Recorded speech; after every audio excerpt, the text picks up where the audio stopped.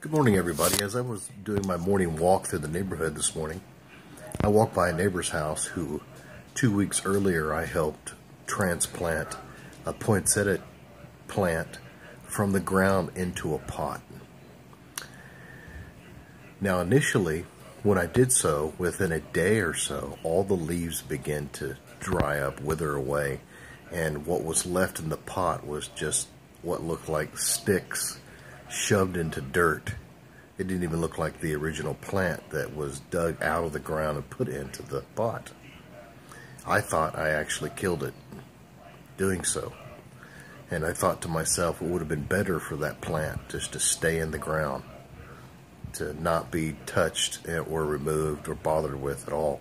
It was doing great. Everything was going great. It looked great from all appearances. But when my action was to transplant that poinsettia plant into a pot, then everything about it began to change. Well, this morning, that was actually within a couple days, 2 weeks ago.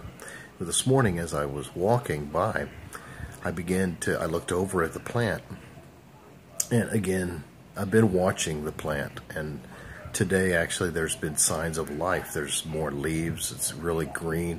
It actually looks like a very young plant. It didn't look like the older, more vibrant, and strong plant that was in the ground. It looked like a very young plant with new leaves, and it seemed to be doing very well, actually, in the pot that it was in. And it's interesting that I thought about that, and the Lord ministered to my heart and said that when He does that with us, that is His purpose. You know, John chapter 15. If we go to John chapter 15, verse 1 to 8, He talks about God actually pruning those who are His. He's the vine. You know, I am the vine. God is the vine dresser. The Father is the vine dresser. And those who abide in me, and I abide in Him, and those who abide in me will bear much fruit. Well, it goes on to say that the vine dresser trims so that the vine can, the vine can actually bear more fruit. And so when we are in a relationship with God, that's what God does with us. It may seem like the action is causing a death, and actually it really is, but it seems like it's our ultimate demise when those things happen. And you are going through the same thing in your relationship with God right now. There's cutting and there's pruning. There's actually a big old spiritual shovel under your life, digging you up and transplanting you from where you've always been in that dirt into a pot. And I think the reason why God is doing that is because He wants you to change from being stationary, where you've been all your life and what you've been so familiar with, to being mobile. See, when this gentleman wanted to dig this plant up, he wanted to either, because he was going to move soon, either take that with him or give that to someone else. He didn't want to just leave that plant where it was. And that's what God does, and I think that's His thinking too with us.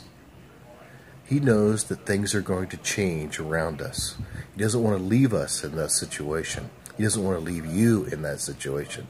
So He begins to dig and prod and prune and cut and transplant us into that pot for a greater purpose, a different purpose later down the road. And it causes us to be more pliable and more movable when God begins to move in different areas of our life. Like this plant, and this gentleman wants to probably take this plant with him. That's what God wants to do with you. I hope it ministered to you. And don't be concerned about the leaves falling off. That's a renewal process. It's you getting used to and getting comfortable with a different environment. God has not forsaken you. You are not lost. You've just been transplanted. That's the process. Let God continue to mold and shape you in that process. And you watch the vibrance and the renewal and the newness as though you are a brand new individual when it happens.